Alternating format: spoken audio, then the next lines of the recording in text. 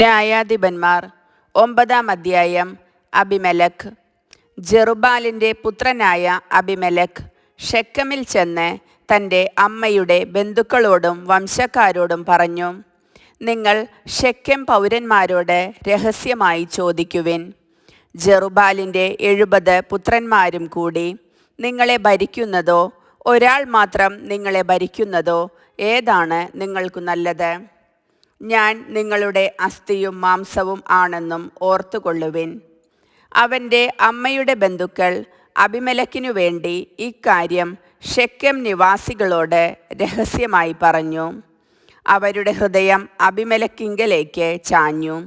അവൻ നമ്മുടെ സഹോദരനാണല്ലോ എന്ന് അവർ പറഞ്ഞു. ബാൽബെറീത്തിൻ്റെ ക്ഷേത്രത്തിൽ നിന്ന് 70 വെള്ളിനാണയം എടുത്ത് അവർ അബിമേലെക്കിന് കൊടുത്തു. അവൻ കുറേ ചട്ടമ്പികളെ തൻ്റെ അനുയായികളാക്കി. അവൻ ഓഫ്രയിൽ തൻ്റെ പിതൃഭവനത്തിലേക്ക് പോയി. സ്വന്തം സഹോദരന്മാരും ജെറുബ്ബാലിൻ്റെ മക്കളുമായ 70 പേരെയും ഒരേ കല്ലിൽ വെച്ച് കൊന്നു. എന്നാൽ ജെറുബ്ബാലിൻ്റെ ഇളയപുത്രൻ യോത്താം ഒളിച്ചിരുന്നതുകൊണ്ട് രക്ഷപ്പെട്ടു. ഷെക്കെമിലെയും ബത്മില്ലോയിലെയും എല്ലാ പൗരന്മാരും ഒന്നിച്ചുകൂടി ഷെക്കെമിലെ സ്തംഭത്തോട് ചേർന്നുള്ള ഓക്കുമരത്തിൻ്റെ സമീപം വെച്ച് അബിമേലെക്കിനെ രാജാവായി വാഴിച്ചു. യോത്താം ഇതറിഞ്ഞ് ഗെരിസിം മലയുടെ മുകളിൽ കയറി നിന്ന് ഉച്ചത്തിൽ വിളിച്ചു പറഞ്ഞു, ഷെക്കെം നിവാസികളെ, ദൈവം നിങ്ങളുടെ പ്രാർത്ഥന കേൾക്കേണ്ടതിന് ഞാൻ പറയുന്നത് ശ്രദ്ധിക്കുവിൻ.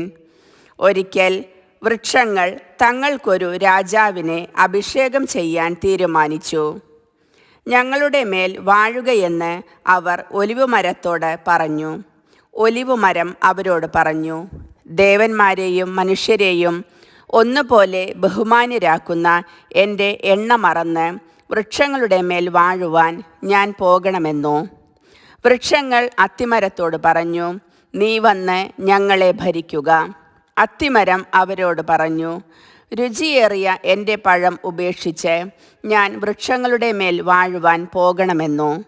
അപ്പോൾ അവ മുന്തിരിയോട് പറഞ്ഞു, നീ വന്ന് ഞങ്ങളുടെ മേൽ വാഴുക. എന്നാൽ മുന്തിരി പറഞ്ഞു, ദേവന്മാരെയും മനുഷ്യരെയും സന്തോഷിപ്പിക്കുന്ന എൻ്റെ വീഞ്ഞ് ഉപേക്ഷിച്ച് വൃക്ഷങ്ങളുടെ മേൽ വാഴുവാൻ ഞാൻ വരണമെന്നോ? അപ്പോൾ വൃക്ഷങ്ങളെല്ലാം ഒന്നു ചേർന്ന് മുൾപടർപ്പിനോട് പറഞ്ഞു, ഞങ്ങളുടെ മേൽ വാഴുക. മുൾപടർപ്പ് പറഞ്ഞു, നിങ്ങൾ എന്നെ നല്ല മനസ്സോടെയാണ് അഭിഷേകം ചെയ്യുന്നതെങ്കിൽ എൻ്റെ തണലിൽ അഭയം തേടുവിൻ. അല്ലാത്ത പക്ഷം മുൾപടർപ്പിൽ നിന്ന് തീ ഇറങ്ങി ലെബനോനിലെ ദേവദാരുക്കളെ നശിപ്പിക്കട്ടെ. നിങ്ങൾ പരമാർത്ഥ ഹൃദയത്തോടെയാണോ അബിമേലെക്കിനെ രാജാവാക്കുന്നത്? ജെറുബ്ബാലിനോടും ഭവനത്തോടും അവൻ്റെ പ്രവർത്തികൾ അർഹിക്കുന്ന വിധമാണോ നിങ്ങൾ പെരുമാറുന്നത്? എൻ്റെ പിതാവ് നിങ്ങൾക്ക് വേണ്ടി പോരാടി ജീവനെ തൃണവത് ഗണിച്ച് മിദ്യാൻകാരുടെ കയ്യിൽ നിന്ന് നിങ്ങളെ വീണ്ടെടുത്തു. ഇപ്പോൾ നിങ്ങൾ എൻ്റെ പിതാവിൻ്റെ കുടുംബത്തിനെതിരെ കരമുയർത്തിയിരിക്കുന്നു. അവൻ്റെ 70 പുത്രന്മാരെ ഒരേ കല്ലിൽ വെച്ച് നിങ്ങൾ വധിച്ചു. എന്നിട്ട് എൻ്റെ പിതാവിന് ദാസിയിൽ ജനിച്ച അബിമേലെക്കിനെ നിങ്ങളുടെ ബന്ധുവായതുകൊണ്ട് ഷെക്കെമിൽ രാജാവായി വാഴിക്കുകയും ചെയ്തിരിക്കുന്നു. നിങ്ങൾ പരമാർത്ഥ ഹൃദയത്തോടെയാണ് ജെറുബ്ബാലിനോടും കുടുംബത്തോടും പ്രവർത്തിച്ചതെങ്കിൽ അബിമേലെക്കിൽ സന്തോഷിക്കുവിൻ, അവൻ നിങ്ങളിലും സന്തോഷിക്കട്ടെ. അല്ലാത്ത പക്ഷം അബിമേലെക്കിൽ നിന്ന് തീ ഇറങ്ങി ഷെക്കെമിലെയും ബത്മില്ലോയിലെയും ജനങ്ങളെ വിഴുങ്ങട്ടെ. ഷെക്കെമിൽ നിന്നും ബത്മില്ലോയിൽ നിന്നും തീ ഇറങ്ങി അബിമേലെക്കിനെയും വിഴുങ്ങട്ടെ. യോത്താം സഹോദരനായ അബിമേലെക്കിനെ ഭയന്ന് പലായനം ചെയ്തു, ബേറിൽ ചെന്ന് താമസിച്ചു. അബിമേലെക്ക് 3 വർഷം ഇസ്രായേൽ ഭരിച്ചു. അബിമേലെക്കിനും ഷെക്കെം നിവാസികൾക്കും ഇടയ്ക്ക് ദൈവം ഒരു ദുരാത്മാവിനെ അയച്ചു. ഷെക്കെം നിവാസികൾ അബിമേലെക്കിനെ വഞ്ചിച്ചു. അങ്ങനെ ജെറുബ്ബാലിൻ്റെ 70 മക്കളോട് ചെയ്ത അക്രമത്തിന് പ്രതികാരം ഉണ്ടായി. അവരുടെ രക്തം ഘാതകനായ അബിമേലെക്കിൻ്റെയും കൂട്ടുനിന്ന ഷെക്കെംകാരുടെയും മേൽ പതിച്ചു. ഷെക്കെംകാർ മലമുകളിൽ അവനെതിരെ ആളുകളെ പതിയിരുത്തി. ആ വഴിയെ കടന്നുപോയ എല്ലാവരെയും അവർ കൊള്ളയടിച്ചു. ഇത് അബിമേലെക്ക് അറിഞ്ഞു. ഏബദിൻ്റെ പുത്രനായ ഗാൽ തൻ്റെ ബന്ധുക്കളുമായി ഷെക്കെമിലേക്കു നീങ്ങി. ഷെക്കെം നിവാസികൾ അവനിൽ വിശ്വാസമർപ്പിച്ചു. അവർ വയലിൽ നിന്ന് മുന്തിരി ശേഖരിച്ച് ചവിട്ടിപ്പിഴിഞ്ഞ് ഉത്സവം ആഘോഷിച്ചു. തങ്ങളുടെ ദേവൻ്റെ ക്ഷേത്രത്തിൽ ചെന്ന് തിന്നുകുടിച്ച് അബിമേലെക്കിനെ ശപിച്ചു. ഏബദിൻ്റെ പുത്രൻ ഗാൽ ചോദിച്ചു, ആരാണ് ഈ അബിമേലെക്ക്? അവനെ സേവിക്കേണ്ടതിന് ഷെക്കംകാരനായ നാം ആര്? ജെറുബാലിൻ്റെ പുത്രനും അവൻ്റെ കിങ്കരനായ സെബൂളും ഷെക്കമിൻ്റെ പിതാവായ ഹാമോറിൻ്റെ ആളുകളെ സേവിച്ചില്ലേ? ഈ ജനം എൻ്റെ കീഴിലായിരുന്നെങ്കിൽ ഞാൻ അബിമേലെക്കിനെ വകവരുത്തുമായിരുന്നു.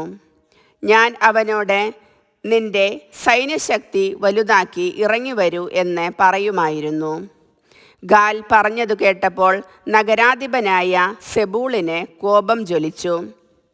അവൻ അറുമായിൽ അബിമേലെക്കിൻ്റെ അടുത്തേക്ക് ദൂതന്മാരെ അയച്ച് ഇങ്ങനെ അറിയിച്ചു, ഗാലും അവൻ്റെ ആളുകളും ഷെക്കെമിൽ വന്നിരിക്കുന്നു. നിനക്കെതിരെ അവർ നഗരവാസികളെ ഇളക്കുന്നു. അതുകൊണ്ട് നീ സൈന്യത്തോടുകൂടെ പുറപ്പെട്ട് രാത്രി വയലിൽ പതിയിരിക്കുക. അതിരാവിലെ സൂര്യൻ ഉദിച്ചുയരുമ്പോൾ എഴുന്നേറ്റ് പട്ടണത്തിൽ പ്രവേശിച്ച് ആക്രമിക്കുക. ഗാലും സൈന്യവും എതിർക്കുമ്പോൾ അവസരത്തിനൊത്ത് പ്രവർത്തിക്കുക. അബിമേലെക്കും സൈന്യവും രാത്രിയിൽ എഴുന്നേറ്റ് ഷെക്കെമിനെതിരായി 4 ഗണങ്ങളായി പതിയിരുന്നു.